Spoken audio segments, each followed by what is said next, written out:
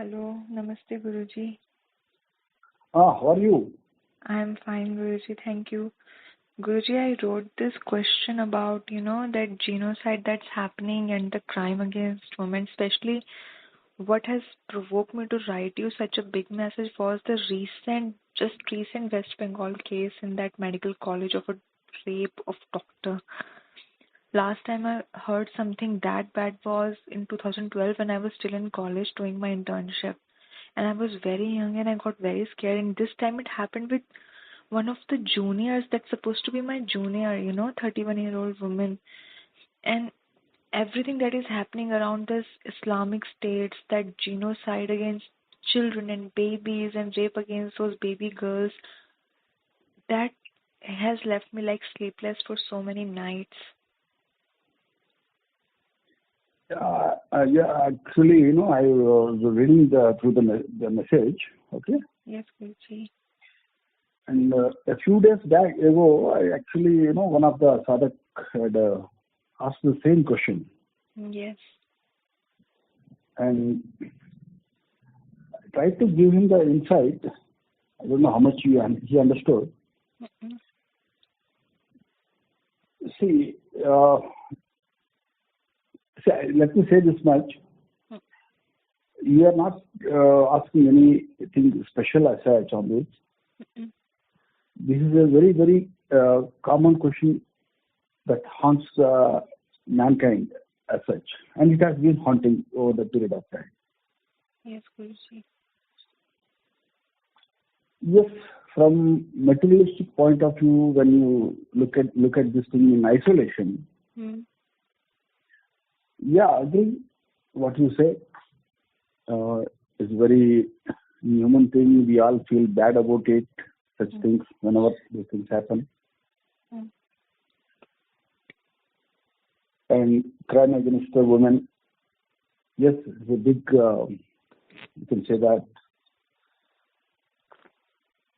No, it's like any other problem. You see, it's a social problem. And I repeat again, it is a social problem. Yes, Guruji. And please listen very carefully about this, whatever I am saying, because you need to, focus with a concentrated mind, then probably may be able to get an insight. You need to understand that it is a social problem, right? There's no absolute answer to this, right? If you are looking for an absolute answer, there isn't any.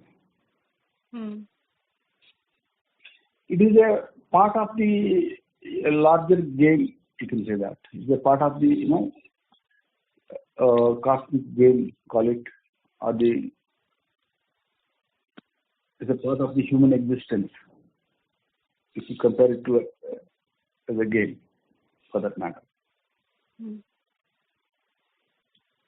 That means don't look at it in isolation. That's what I want to first, let me put this thumb rule first at the back of your mind.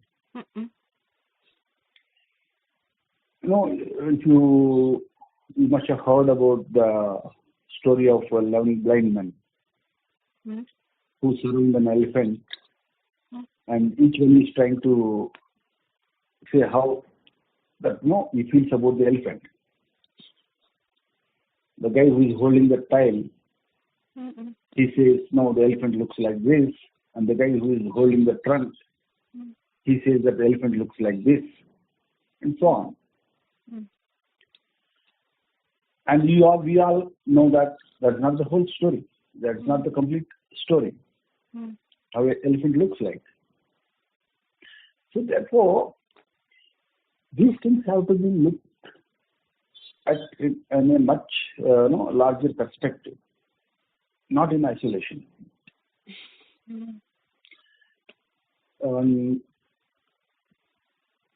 See, the first thing you need to understand is when you look around you, you find so much of diversity in the world, right? Whether it is flora, fauna, or whether it is the geography, you find so much of diversity in the world around you. Because God has designed the way it is, the world. Don't you know that the landscape is not the same everywhere on the earth? Yes, Guruji. Is it? Landscape is not same. Don't you know that the temperature, the climate, or the weather conditions are not same? And even in a particular region, the weather keeps changing all the time. So there is so much of diversity everywhere. So similarly, when human beings have been created by God, you have the complete variety in front of you. The full, you can say, the spectrum of mankind. Okay? So first keep this thing at the back of your mind. You can't be, obviously, if you are looking at, let's say, kind of a hypothetical scenario, wherein you say that why can't I live on a planet which has got only grasslands all around, absolutely flat, absolutely grass, nothing else. Or maybe you would like to imagine a scenario wherein you say that why can't I have only snow-clad mountains all around me, all the time, everywhere. Because it has not been designed that way. You have to understand it. The world hasn't been designed that way. And similarly, when mankind has been created, you also have the full spectrum here. You have the people who are compassionate. You have people who are humorous. You will also have people who are cruel, etc. and etc. You will have the full spectrum. Otherwise, what do you thought? You want to have a world filled with only compassionate people? Or you want to have a world filled with only cruelty? Just like it happens in the animal kingdom.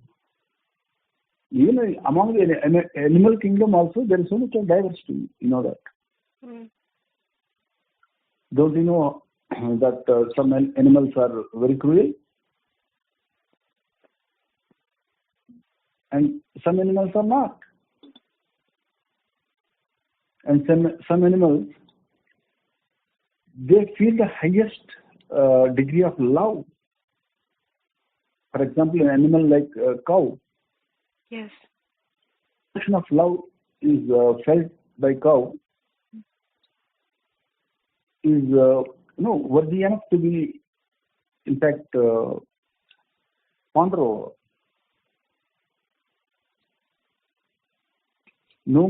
Perhaps no other animal feels that kind of emotion of love like a cow.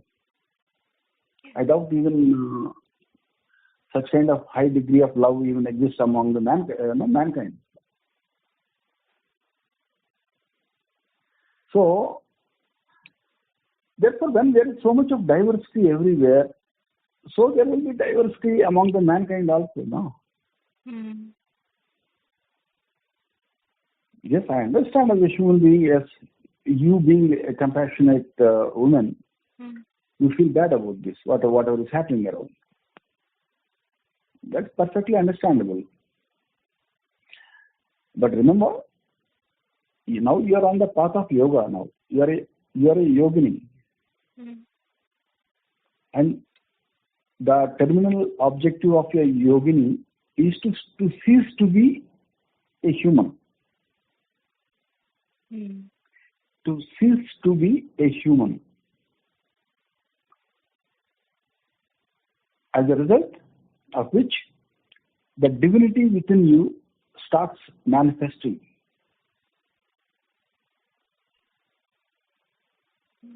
You're stuck, actually, in the same circle of, limited, understanding. I can tell you, of course, you ask me a question, I will explain this. No, there's no issue on that. I'll give you a point blank answer on this.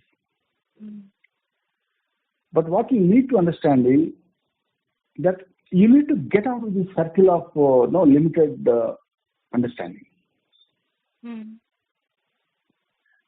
Unless you break through these barriers, you will not be able to comprehend what I am now going to tell you.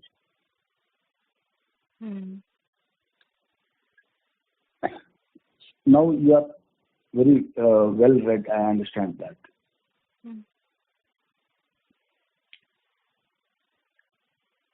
Now you are aware of the law of karma also. That's what I was about to ask you. Like, how does the law of karma applies here? Yeah, I'm telling you that one. Okay?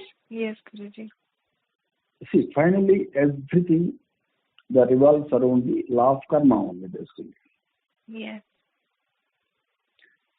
So therefore, now you tell me, you're only looking at a thing in isolation. In the sense that some kind of injustice has been done to someone, and you feel pity about him. Obviously, you have no idea what that person would have probably done in the past. Right? But you are not looking at it because you don't know about it. You are only looking at it superficially. Let's say you are walking on a street. And suddenly, you bump into a commotion kind of a thing, wherein a few people are dashing up a guy. And you casually inquire around as to what is happening. Then you will get someone will tell you, no, this guy was trying to, steal something, trying to run away with something. He stole it from a woman, and the woman started shouting, and the people reacted quickly and caught him. Or maybe something else. The guy must have tried to misbehave with a lady, and suddenly she started shouting for help, and then maybe the people who are around just reacted immediately. The street justice was being administered. Street justice, instant reaction. Okay, fine. Now, as a yoga practitioner, you are walking around, and you are passing through that place. Now, how do you react to that? Yeah, that person has done something, and there was an immediate, instant street justice being met there. Right? But then there is no end to these things. Because what if that street justice is a little more violent than is required? See, it all depends. It all depends upon the situation, and you can't perfectly structure it. No? No, this guy has done something, and therefore the justice has to be only this much. It's not possible to. When it comes to street justice, you can't structure it like that. Because when someone, let's say a person, I'll give you that hypothetical scenario once again. A person has misbehaved with some lady, and then the people who are around, they started administering the street justice. So while bashing up that guy, someone might have hit him somewhere, and then he may have, died also for all you know. The ethical question will arise always. Does he require to die exactly for whatever he has done? Let us be very, frank and admit it. Maybe yes, definitely he must have committed some mistake. It doesn't mean that we kill him, right? But then no one wanted to kill him as such also. Yeah. It just happened with the street justice being administered, and then someone must have bashed him up in the wrong place, and he must have died. So there is no absolute here as such. I mean to say, what quantum of punishment to be administered for a certain particular quantum of crime. There's no absolutes here. There are no absolutes. It's just how it works out, how it happens. Yeah, well, if he is caught and he is produced in a court of law, maybe, then the justice will be administered in a structured manner. After taking into all account all the witnesses and all that, blah, blah, and all that. Okay?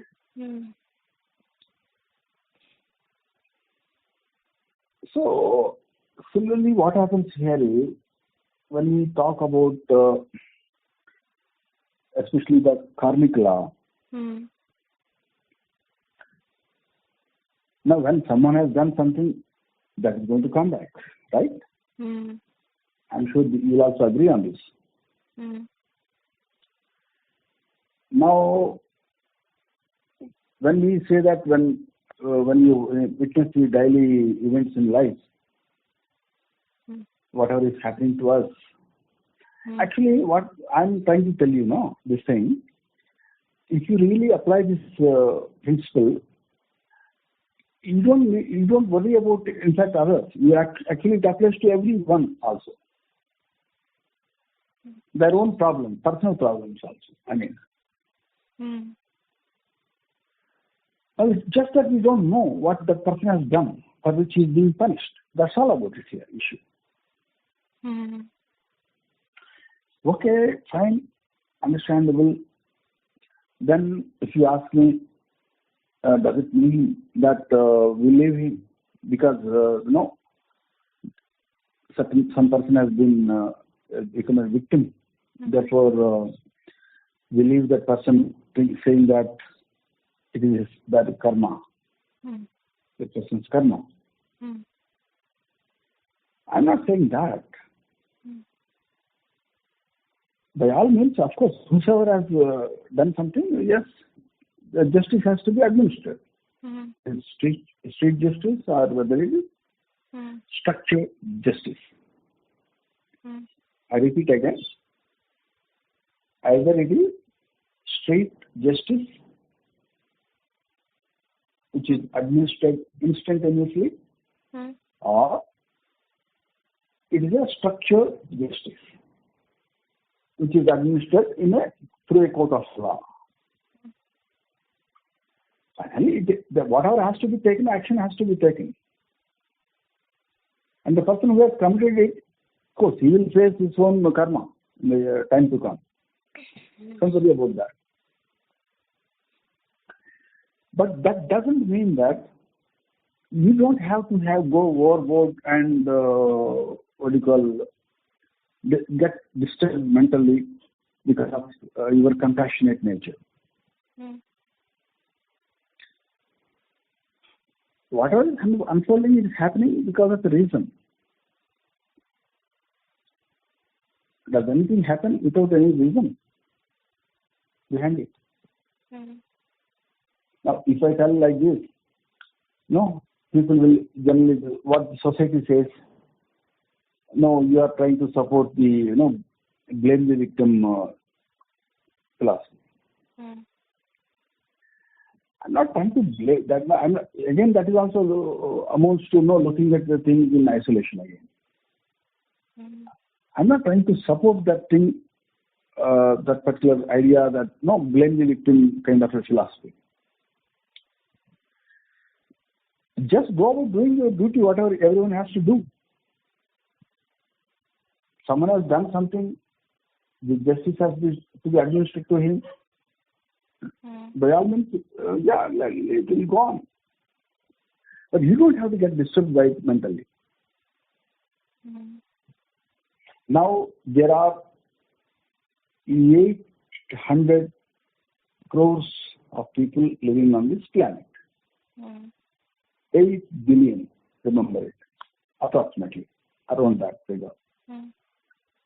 Now, every human being has a story. Every human being has a story. Whether it is a baby or it is a grand old man or woman. Everyone has their own story. A story which they have accumulated it since time immemorial. And it was carried forward. And of course, they have been squaring it off also. Like, for example, whatever karma has been accumulated by a guy is also constantly being squared off also. So you don't have to worry that, let's say, a human being has taken 1 million births, so therefore there is 1 million births of karma pending there. No, it's not like that. The person has been squaring it off also, constantly. Okay? But whatever is happening now, at present, now the cause is in the past. The cause is in the past because the reaction is happening either in the present or it will manifest in the times to come, in the future. The cause is already there in the past. It is like a seed which has already been sown. Right? Now, therefore, from this perspective, you tell me, yes, we as a human being, we all have the, not only the, the idea of compassion alone, we have the full range of, thoughts in our mind. We have the feeling of compassion, we have the feeling of cruelty, we have the feeling of sadism, lust, greed. You know that, all the, what do you call that so-called 9 categories. Almost every human being is born with a picture of these 9 human emotions. So from that, this perspective, yes, it is understandable that we tend to react in a compassionate manner. But is the compassion absolute entity or an absolute idea? Now, this is what I am now trying to tell you. Now, this is the problem area. Now, if I talk like this, people tend to blame me like a kind of a,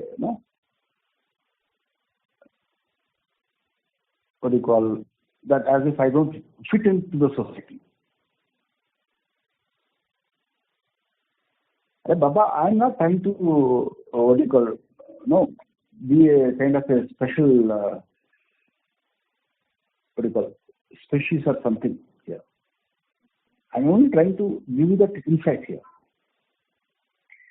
Yes, when something is being, what do you call, someone is suffering or something is suffering, yes, as a human being, our heart reacts. Right? That's a natural thing. But then don't go overboard beyond a certain point.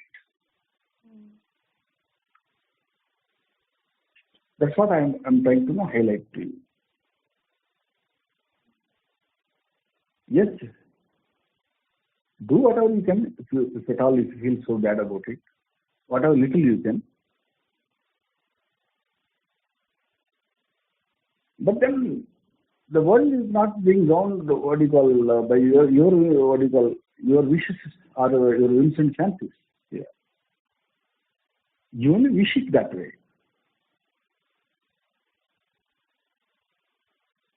Okay?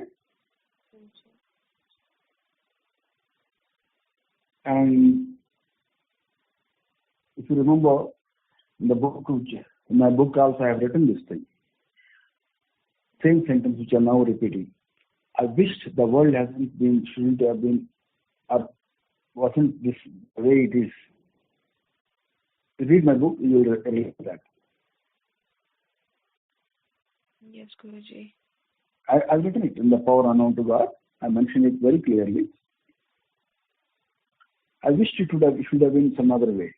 But then who are we to question the, what do you call, the way the nature has been ordained by God? Yeah. Now, you tell me, now I'll ask you this question. When a person has died, in the last moment, just before he died,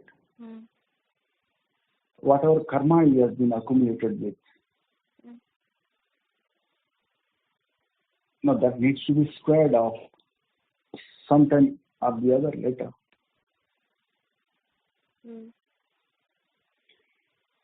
Now, there is, let's assume, let's take an, what do you call, a hypothetical example. There was a guy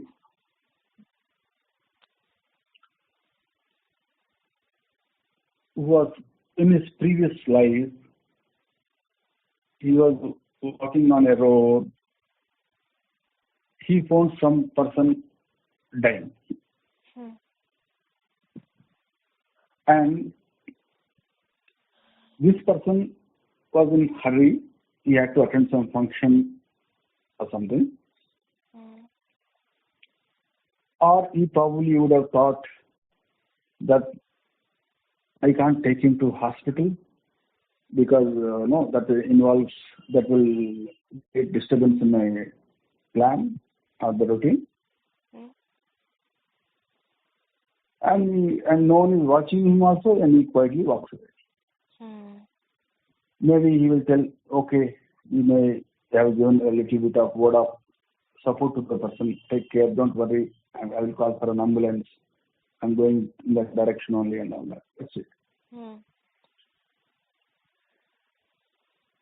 Now, that same karma will now catch up with him later on, once again, in the next life. Wherein he will now meet with an accident. And the people who are passing by, they will not bother to stop at him. He will receive what he has done, right? So whatever he has done, he will receive the same, what do you call, fate. We say that it is fate. There is nothing known as fate or anything. It is a self-created situation, actually. Okay? Now, let's assume another hypothetical situation. someone along with that no other friends, they gang raped a woman in the past, right? Now in the next life, what do you expect then? You tell me now. That he would be gang raped probably. Yeah, I'm giving a hypothetical situation here. Yes. Someone was party to a gang rape of a woman in the past life. Now, what do you expect in the current life now? Something similar, closer. Yes, precisely. That's what I'm now trying to say. But now, why are you now being so compassionate now here? But yes, you can be compassionate because you are a human being. That's understandable. But it doesn't necessarily require to disturb your peace of mind here. Yes, as a human being, our heart reacts to that, towards anyone who is suffering or who is suffering from misfortune. But don't you know that must have been a story or issue behind that? Well, no, this applies only if you believe in the law of karma here, right? I would not like to go sideways now, trying to ignore that law of karma and then focus only on the present here. If I do that, then I will be like one of those 11 blind men who was trying to describe how an elephant looks like.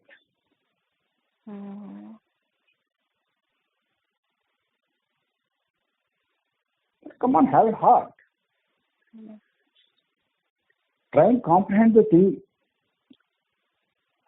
in its entirety, or the overall picture of it.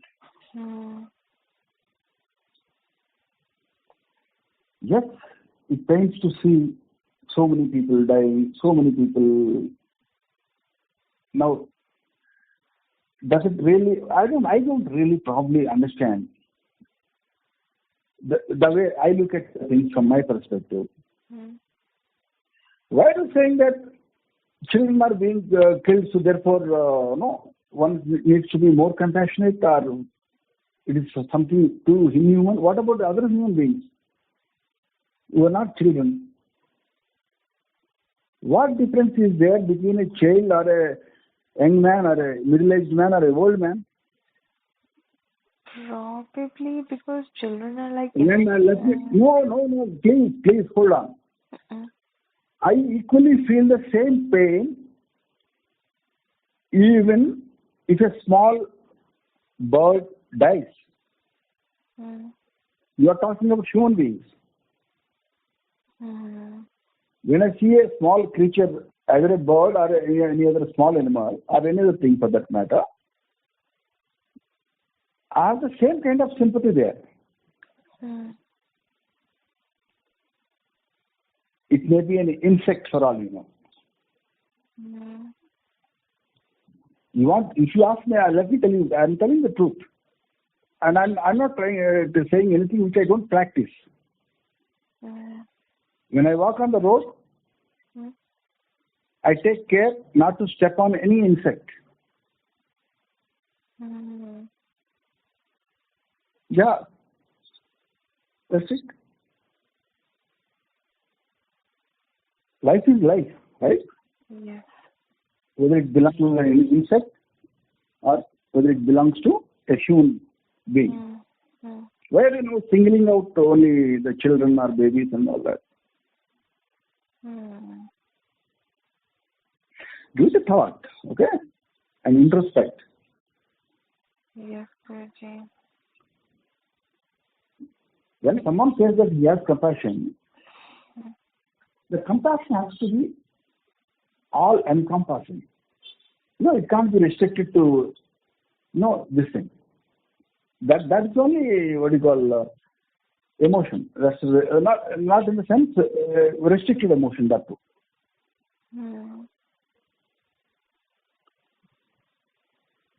That when you have compassion towards something, that idea of compassion needs to be very, very comprehensive. It can't be narrow, you see.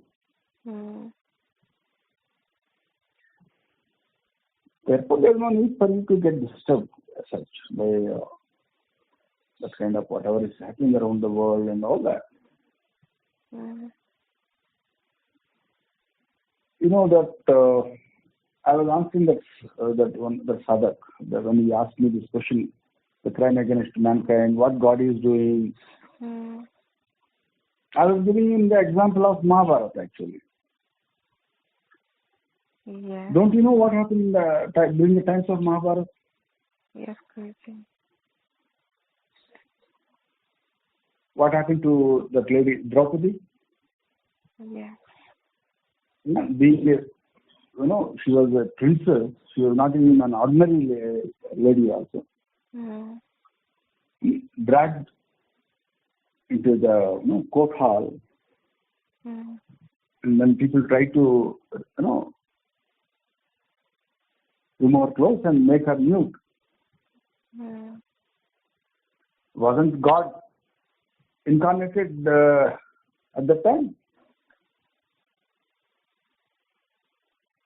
Krishna was very much there. Yes. And very nice. It's good that we are discussing this topic on the auspicious day of, Janmashtami. Okay. Krishna was also very much present. And that was live in his human form. Yes, of course, he rescued her in the end. That's all right. But attempt was made.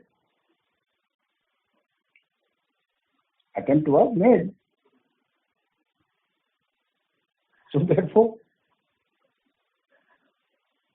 and why then people ask, why such a crime was allowed to be even be committed by people? The Sadhak was asking me the same question on the other day. Why didn't God prevent the people from doing that?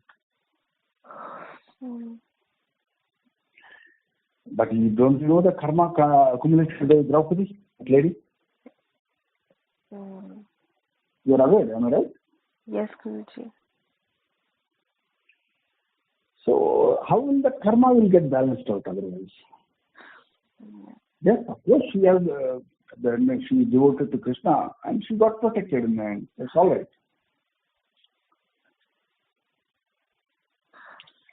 So these things need to be understood in a broader perspective.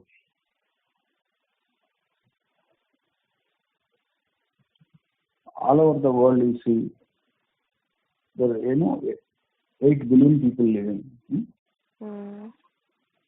We are only looking at crime against the women, crime against children. Whereas we are talking about so many other things also, which are also existing in the society. Yes, the animals, the man, and everything else. No, let's first, even if you see, restrict yourself to mankind, you have to see how many people are being exploited. Right? Yes, correct. A few hundred years ago, the practice of slavery was involved at the time. Yeah. So, was it any better in any way? Was practice of slavery, was it in any way noble thing or a better thing than crime against women? No, Guruji, no. So they were also whosoever has perpetrated that act of enslaving the people and using the mankind as slaves. They are also equally as bad, or rather for that matter, as sinners, as the present the people who are committing crimes against women or children. Mm-hmm.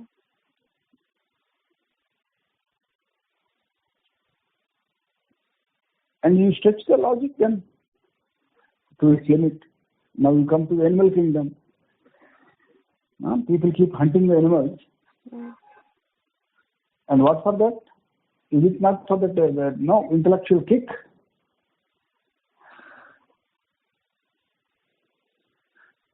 It is probably even justified. Let's say someone is killing a herbivorous animal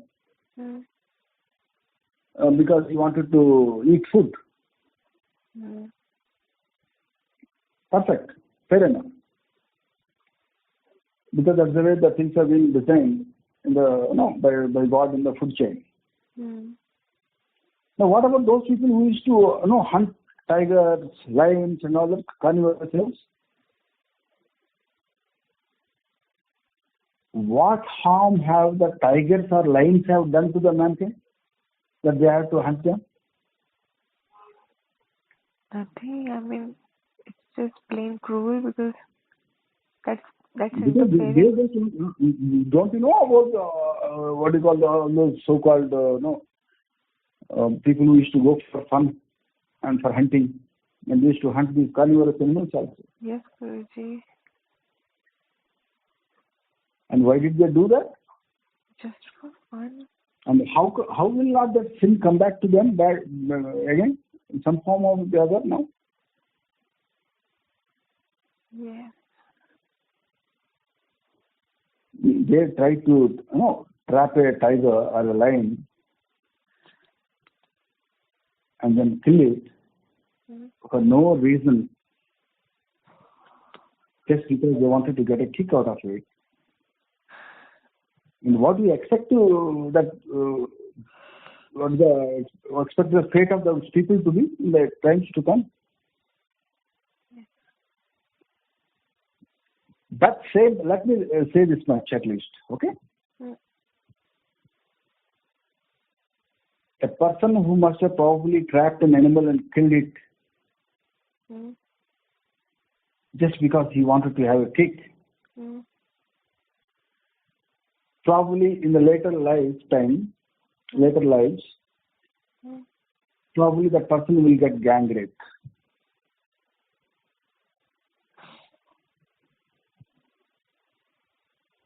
Okay? Just because what is a human being? Nothing in front of a tiger or a lion, wild animal. He thinks that he can use all his stupid mind and trap the animal, thereby trying to cut the egoism of a tiger or a lion. Yeah, now the same thing will now happen in a reverse manner one day. When he takes up birth as a woman, in a bunch of males trap her and then they gang up her.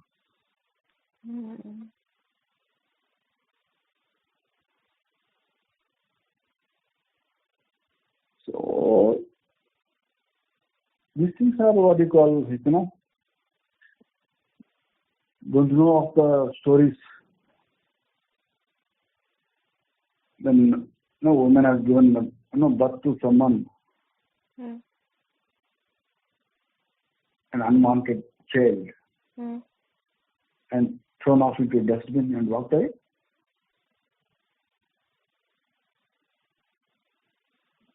This incident is not new. Go back to the days of Mahabharata. What did the great queen Kunti did to Karna? Yes, Guruji. Karna. Yes. Yes.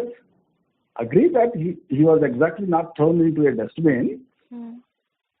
But virtually it was the same act, right? Exactly. Could have been drowned. It could have been worse. Anything could have happened. The baby was put in a basket and left it in a flowing river. Yes, Guruji. Where no wonder Karna was, Karna became the way he was at the time. So therefore, what do you think that is going to happen to those that kind of actions now? How the result is going to be one day?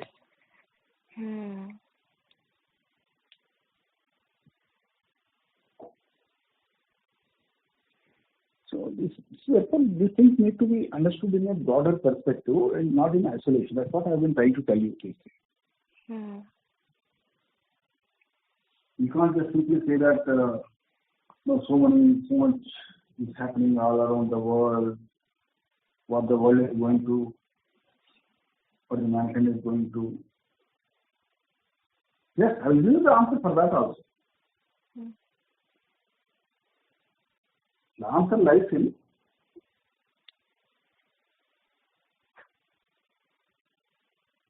what is the purpose of governance of mankind in a society, for any country in that way. It's not the economic prosperity alone. Yes, I do agree that yes, a person who has nothing to eat, he can't be thinking about God. A hungry stomach probably may not be able to focus on God. Agreed with that. But when that hunger is satisfied, then what after that? That is the issue here.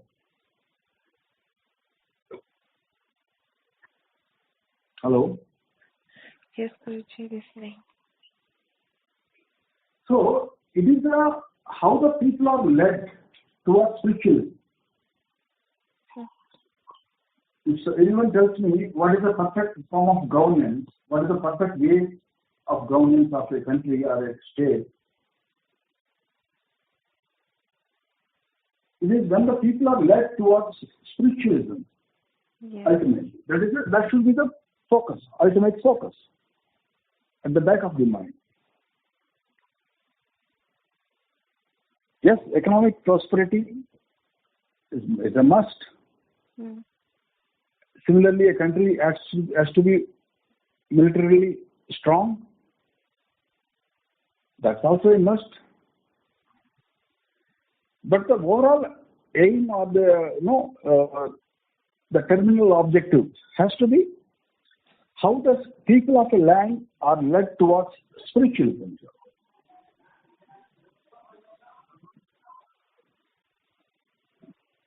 And that's precisely what is lacking all around the world, virtually, almost everywhere. And you know that because of that, whatever is happening around.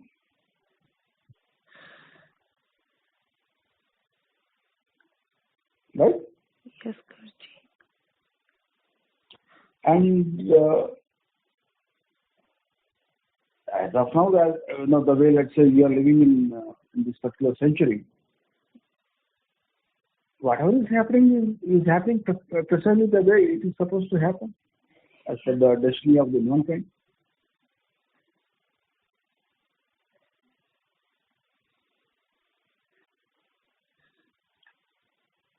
No one asks this question. No, let's say a country is economically very well, highly developed. The question which needs to come immediately is, then what? Or let's say there is a poor country, underdeveloped country. Then people say that the focus should be on the economic development. Now the next question should be, then what? Then the people say, no, they should grow up to be an advanced economy, developed country. Now the question is, then what? The question, then what, will haunt you all the time to come. Yes. Yeah. And in the meantime, the land, the people who are inhabiting the land, they lose track of what do you call their divine nature, and they start behaving like animals. That's precisely what is going to happen.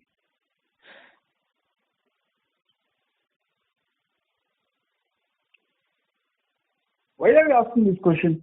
There's so many crimes being committed, let's say, certain countries. Don't you know what is happening in certain advanced countries also, highly well-developed countries? Yes, I do. I mean, Suddenly, one young boy, he comes out with a gun and starts shooting around the school. Yes. Then now that I'm sure that guy who is shooting around, that young boy, or for that matter, girl could be, for all you know. They are also children only, right? Yeah. Then why that situation has developed to such a state then? Whose fault was that? Whose mistake was that? Because the people haven't been led properly there, in that proper direction.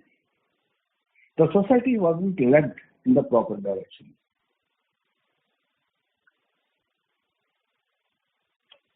Young children picking up a gun, shooting around the classmates.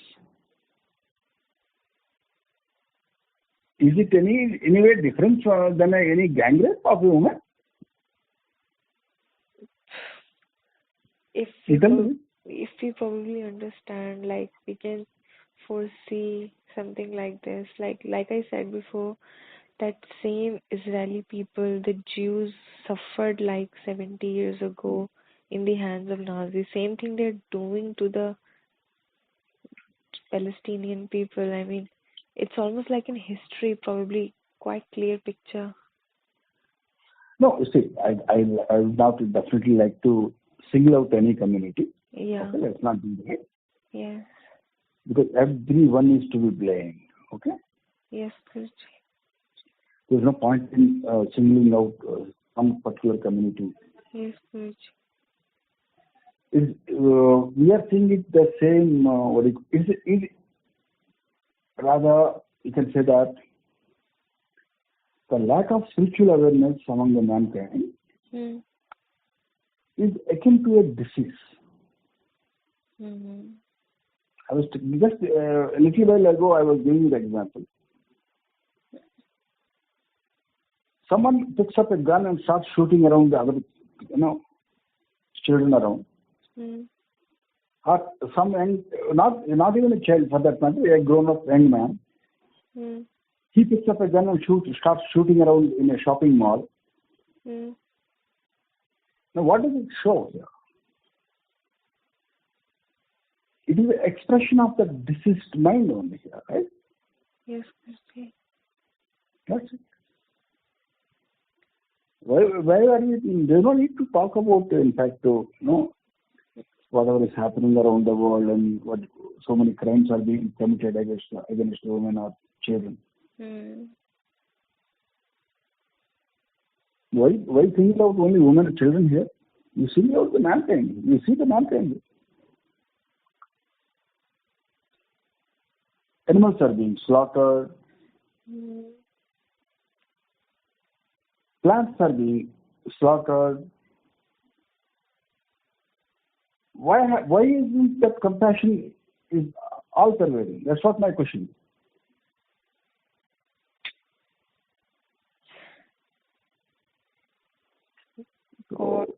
God must be that person, like, who could just see how the insect is being crushed and how the man is being crushed with the same eye, I guess. No, I don't understand. Secondly.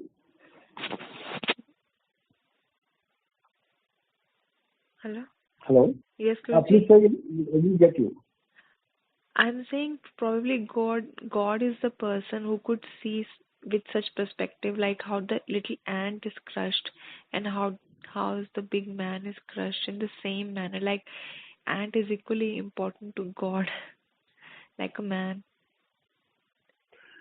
Are Baba, forget about God. At least it is equal to me. It is important for me also. Yes. I don't like to crush ants, right? Yes. And I feel bad about it. Personally, I will feel bad if I happen to crush an ant or an insect. Yes, Guruji. If it falls under my feet, Hmm. I feel actually bad about it. And I make an effort to avoid crushing the insects when I walk around. When I step out of my house, all that I want is, I don't want something bad happening because of my egoistic actions. Yes, Guruji. So therefore, then why people don't apply the formula to everyone around here? Now I will ask you this question point blank. Yes. You asked me this question, specific to certain incidents which are happening, like crime against women, crime against children, and all that. You question your own self here. What you are doing, what you have been doing in your life, and don't bother about trying to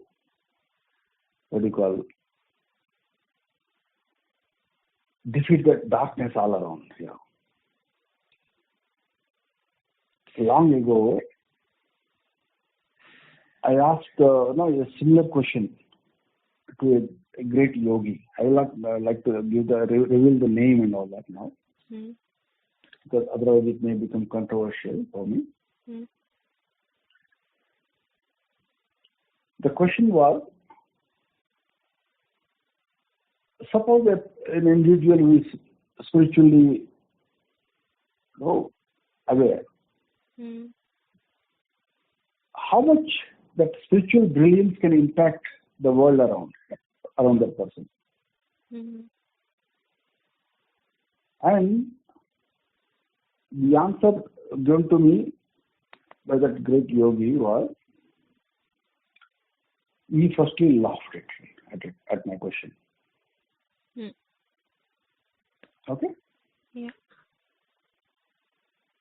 And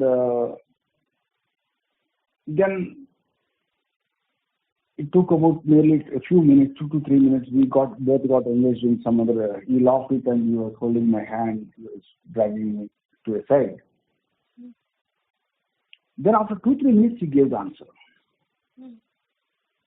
He said that one single lamp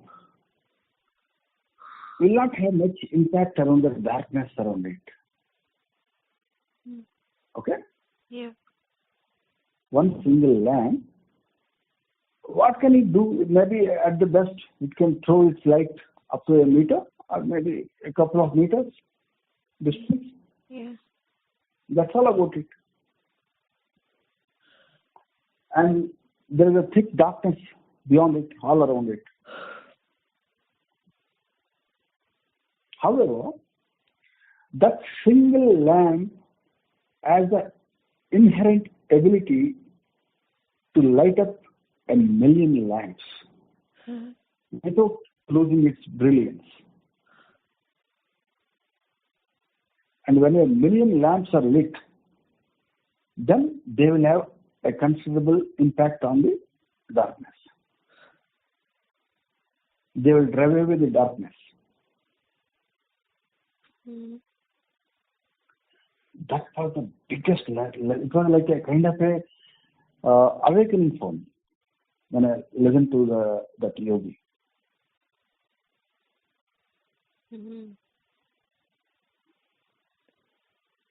It was a kind of an eye opener.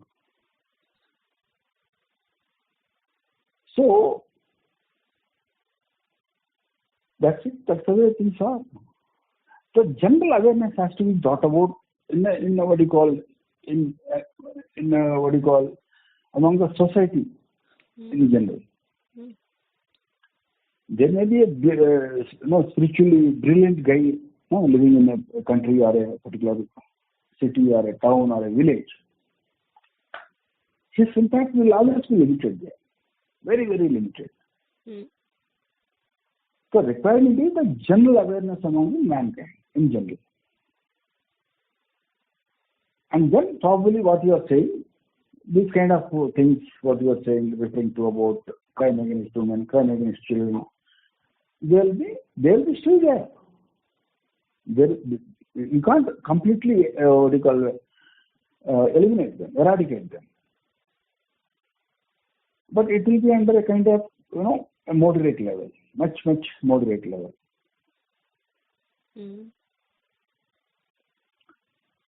So the question you asked me, why is so much of crime against women and children around the world? My answer is very simple and straight. Because the level of spiritualism prevailing in the world around. It is because of that.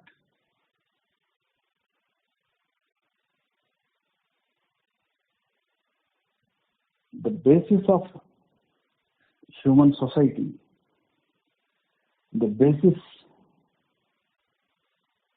for the existence of mankind should be spiritualism, not, I repeat, not economic prosperity. Yes, I do agree that hungry stomach can't focus on God. Yes. I do admit it. But kindly don't blame me saying that I am trying to be contradictory here.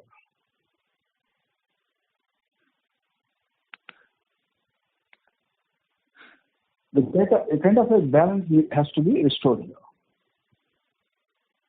When the hungry stomach is satisfied, then what? I'm repeating the question, then what?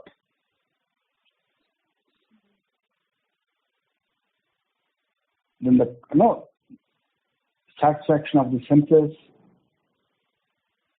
gratification of the senses, they will start taking priority now. Not the spiritualism. Yes, spiritual. So there got to be a kind of a line wrong somewhere, no? When the hunger of the stomach is satisfied, then the minds of the people need to be led towards the spiritualism here. Yes. Towards a higher purpose. Not towards more and more gratification of the senses.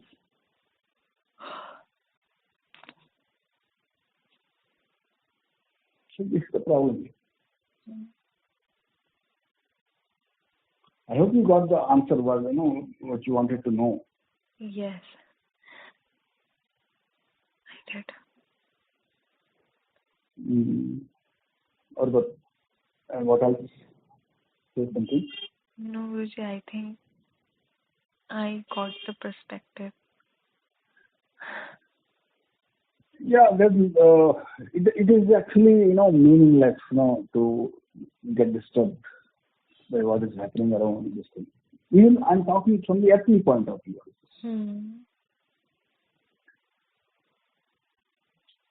You are getting carried away emotionally and only superficially here. Yeah, true. Without realizing the story behind it for whatever is happening around.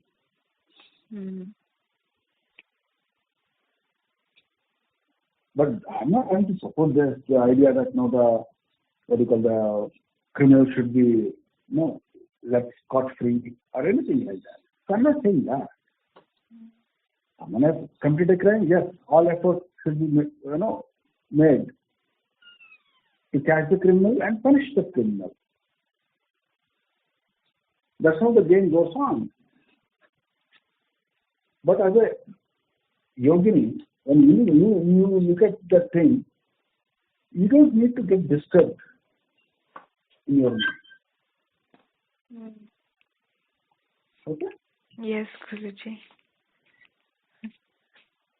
And whatever little you can do from your side on the spot, if you ever happen to land up in any situation, by all means you can react. Yeah. In whatever, depending upon the state of your mind.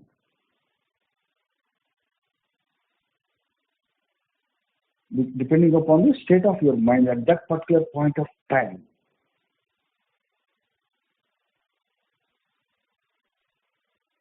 Perhaps when you are in such a high state of, spiritually in a very high state, probably you will not even encounter that problem personally.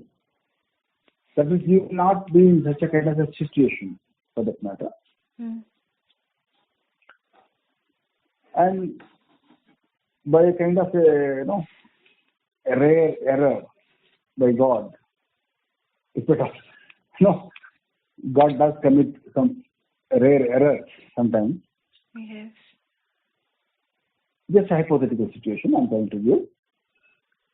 And if you happen to be in such a situation, probably you may not even react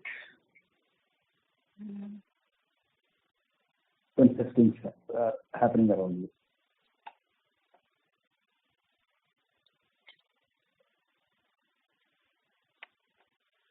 What else I say? Read Mahabharata if you want. Yeah. If you can, yeah. You will get an insight into all your probably doubts. That's in fact a very good mental exercise if you wish. Although it's going to be a waste of time for you.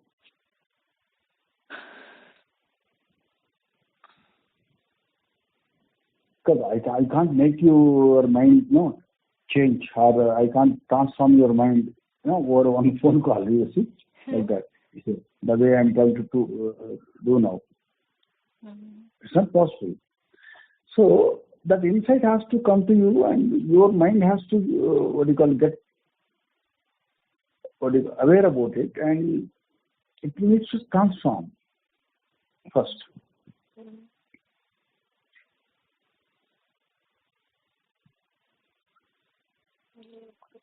Is there any meaning? How many? What kind of? Why we are talking about killing of women or children, or the raping of women and all that? There are so many other things that are also happening around the world.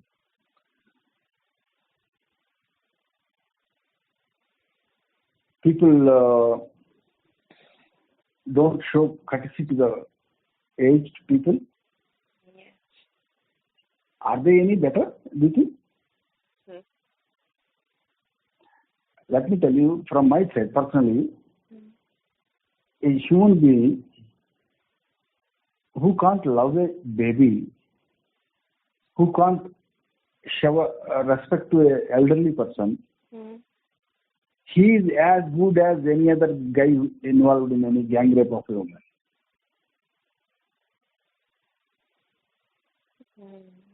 He is no different.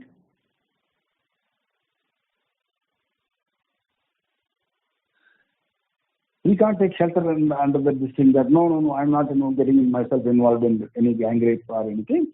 Otherwise, I'm a very good human. He is only a fool if he is trying to say that.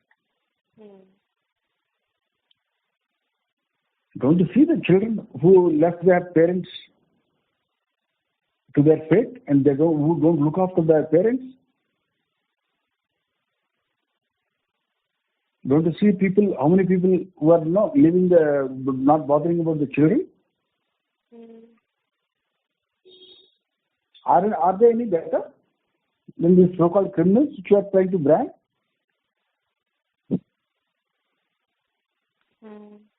And lastly, please remember, in the eyes of the God, there is no difference between a saint and a sinner here. They both are defective. in their own way. A saint and a sinner, they both are defective in a different way.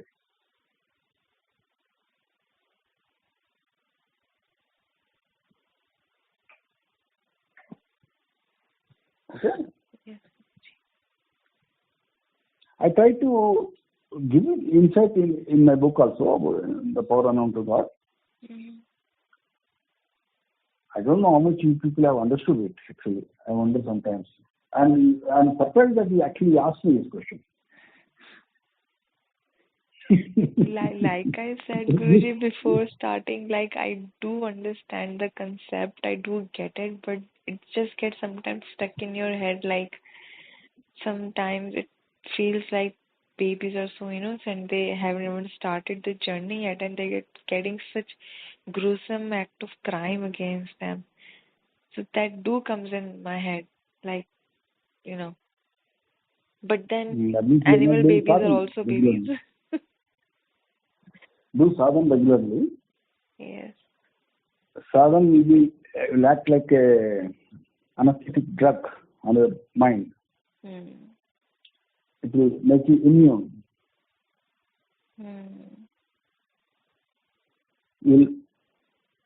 Whether whatever happens or whatever doesn't happen, that's a different thing. But the assurance is that your mind will be at calm.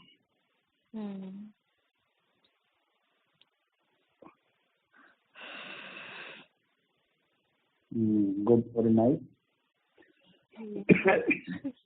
Repeatedly, people have been asking this question, after recently, Yes, I told you, a few days back that Sadak asked the same question. Yes, because of because of the recent happenings, it's everywhere in the news and everything, Probably that's why. Okay. That only shows that you people are not doing your, sadhana regularly.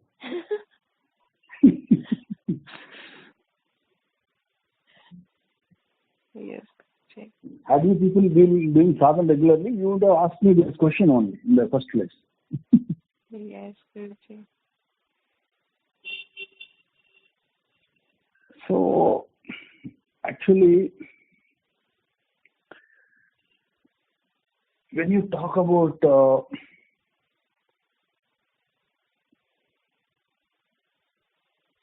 or rather, when you feel that you are disturbed by cruelty around you,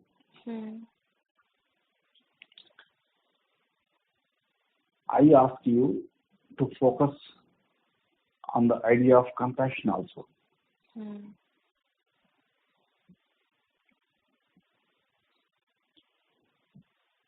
What is that which you are getting out of compassion, you tell me? I'm not trying to ask you this question as your guru, okay? I'm asking you as a fellow human being. Yes, okay. Just as a matter of fact, just friendly, okay? In a friendly manner, I'm asking as a friend. Is compassion not just an intellectual kick?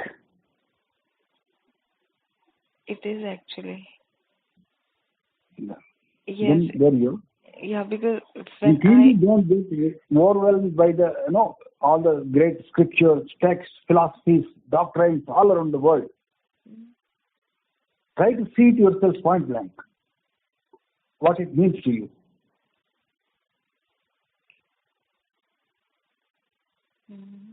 Compassion.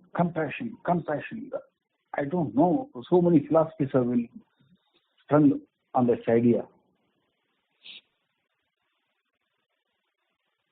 Baba, I don't have any compassion to anyone, but neither I have any cruelty towards anyone. I have squared off both compassion as well as cruelty in my life.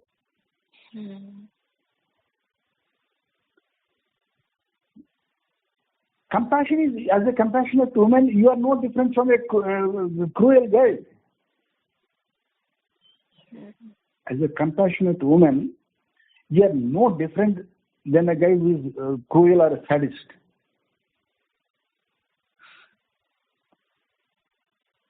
Otherwise, what did you think? You thought that you belong to a different alien world or something? That you look at yourself as a totally a different kind of a woman, and be truthful to yourself. Question yourself, and be truthful, and you know what you are.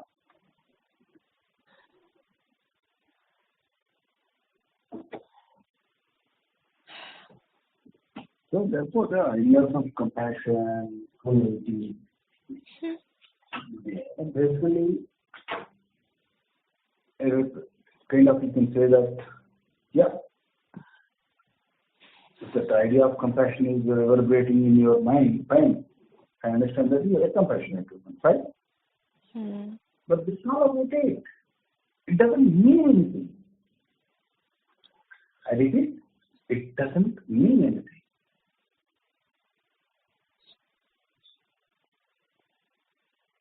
From spiritual point of view, no moksha for you. It is not going to lead you to moksha. Yeah. Neither compassion leads you to moksha, nor the cruelty.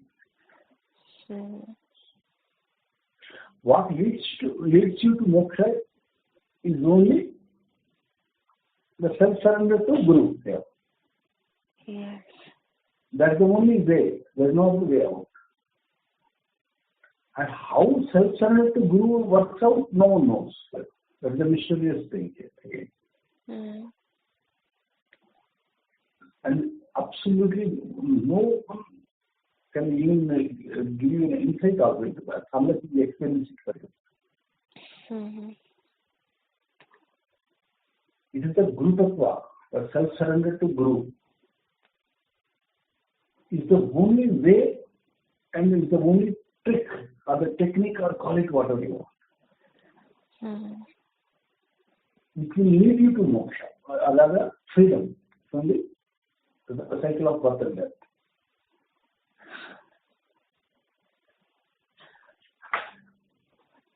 So remember this thing always, and don't get overwhelmed with the idea of compassion, cruelty, and whatnot. Exactly, there is no what do you call absolute value to these things.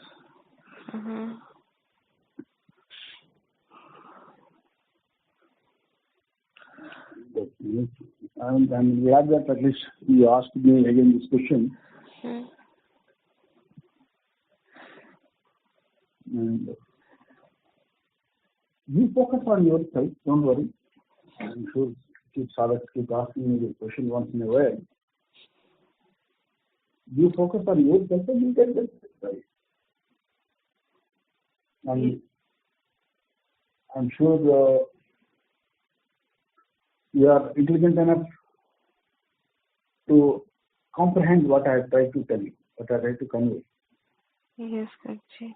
At the end of the day, unless your mind undergoes through the transformation, you will soon forget what I told you. It will become a memory again.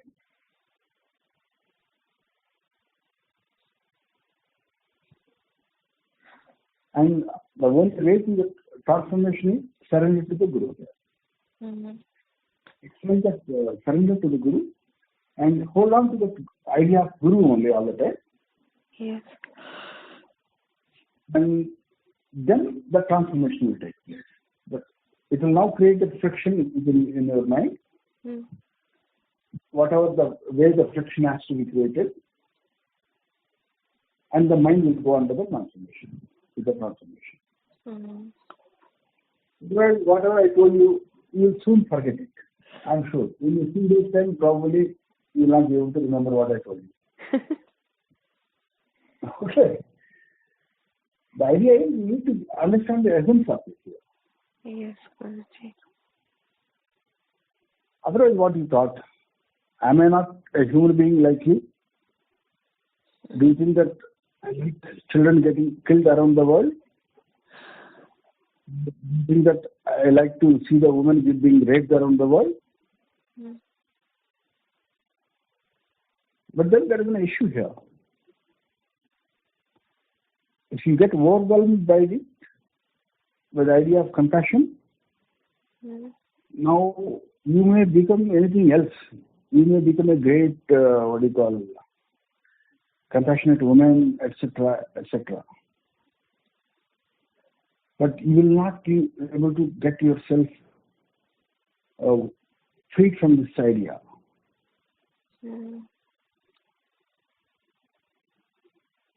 To become more of a obstacle for you, or rather, you will become the slave. You will become a slave to the idea of compassion. I repeat the word.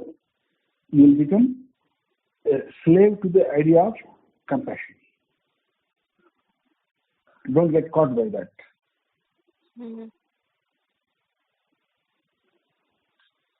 And always remember, as I said again, at the cost of repetition, again I'm saying, in front of the eyes of the God, there is no sinner, there is no saint. It is just a human construct. The idea of a saint or the idea of a sinner, basically the human constructs. They are basically the human idea.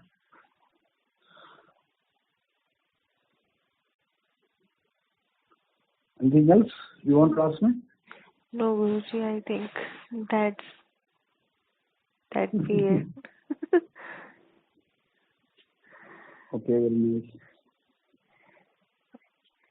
Okay, Guruji. I hope you will not, don't get disturbed, okay? Don't think too much about it.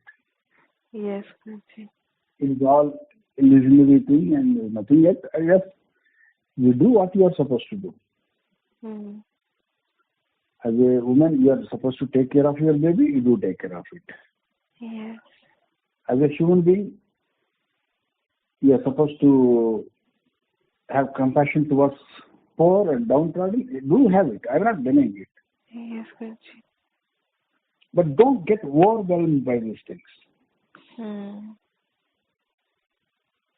don't try to similarly condemn the sinners. No one is a sinner, no one is virtuous. No one is sinner, no one is virtuous. They are all human constructs. Everything depends upon the circumstances here. You look at a guy who is a sinner, and if you can have the power to look at his background, you realize why he has become a sinner. Then you will start having compassion towards that sinner now. Yeah, that's where it is. Okay, then take care. Yes, Guruji, please have a good night. God bless you. God bless you. God bless you. Okay.